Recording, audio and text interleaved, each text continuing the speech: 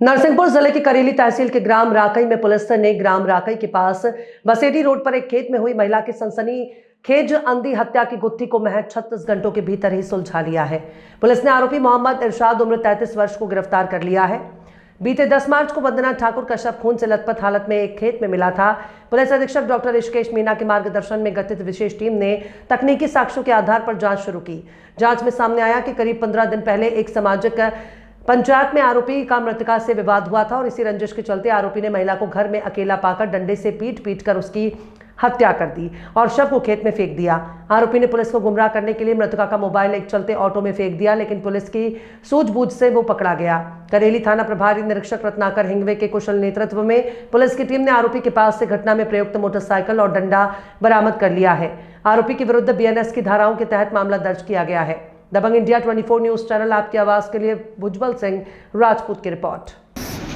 Sir 10 तारीख में जो थाना करेली के अंतर्गत घटना घटी थी, महिला का शव एक खेत में मिला था, इस संबंध में आप क्या कहना चाहेंगे? 10 तारीख को रात में हमें सूचना मिली कि राकई गांव में एक खेत पर एक महिला की डेड बॉडी पड़ी हुई है। तत्काल वहां पर करेली पुलिस पहुंची और घटनास्थल पर हमारे सभी सीनियर अधिकारी इंक्लूडिंग मी हम सब लोग वहाँ पहुँचे। FSL टीम को बुलाया गया, डॉग स्क्वाड, फिंगरप्रिंट सभी को बुलाया गया और घटनास्थल का एक साइंटिफिक एग्जामिनेशन किया गया।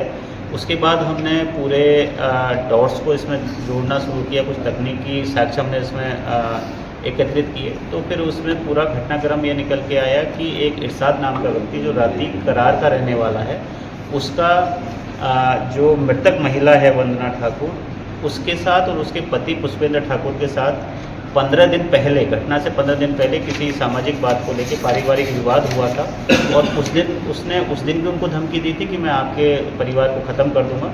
तो उस लड़ाई का बदला लेने के लिए ये जो इरशाद नाम का व्यक्ति है राती करार का, इसने उस महिला का मर्डर किया था और मर्डर करने से पहले ये घात लगा के बैठा हुआ था और जो महिला अपना जो नियमित काम कर रही थी या फ़ोन पे किसी से चर्चा कर रही थी, उसका वीडियो भी उसने बनाया। तो और मर्डर के बाद में जो मोबाइल है महिला का, उसको एक चलते हुए मिनी ट्रक में फेंक दिया और वो मिनी ट्रक नरसिंहपुर की तरफ आया। घटना का खुलासा इस तरीके से हुआ है कि जब घटना के बाद में मृतिका के पति जब वहाँ घर पर पहुँचते हैं तो वो अपनी पत्नी को ढूंढते हैं। पत्नी उनको आसपास में कहीं भी नहीं मिलती है, तो वो किसी एक राहगीर का मोबाइल लेके अपने घर के मोबाइल पर फ़ोन करते हैं। वो मोबाइल फ़ोन नरसिंहपुर में बोलता है और ऑटो चालक बताता है कि मुझे नहीं पता कि वो मोबाइल कैसे पहुंचा है।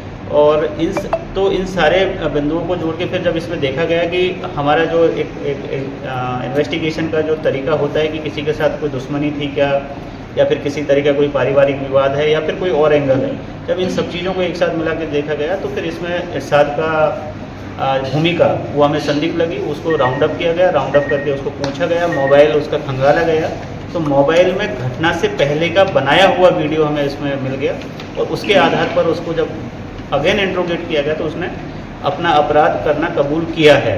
सर आरोपी इरशाद के साथ और कोई भी इसमें संलिप्त है? इसमें पूरे घटनाक्रम जो सीन ऑफ क्राइम को डिटेल एग्जामिनिंग हुआ और जो इंट्रोगेशन से निकल के आया और बाकी जो तकनीकी साक्ष्य हैं उसमें अकेला इरशाद ही इस पूरे घटनाक्रम में इन्वॉल्व था।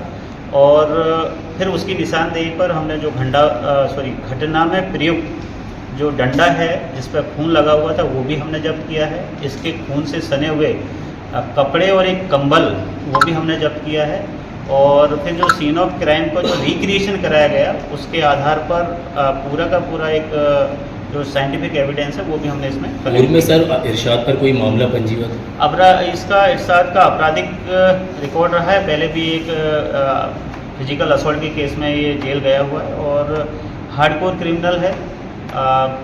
बड़ा ही पहले भी जो पुलिस से मालूम चला है लोकल थाने से कि इंट्रोगेशन मतलब बहुत ही सातिर है और इंट्रोगेशन में बहुत मेहनत करनी इस पर पड़ी थी।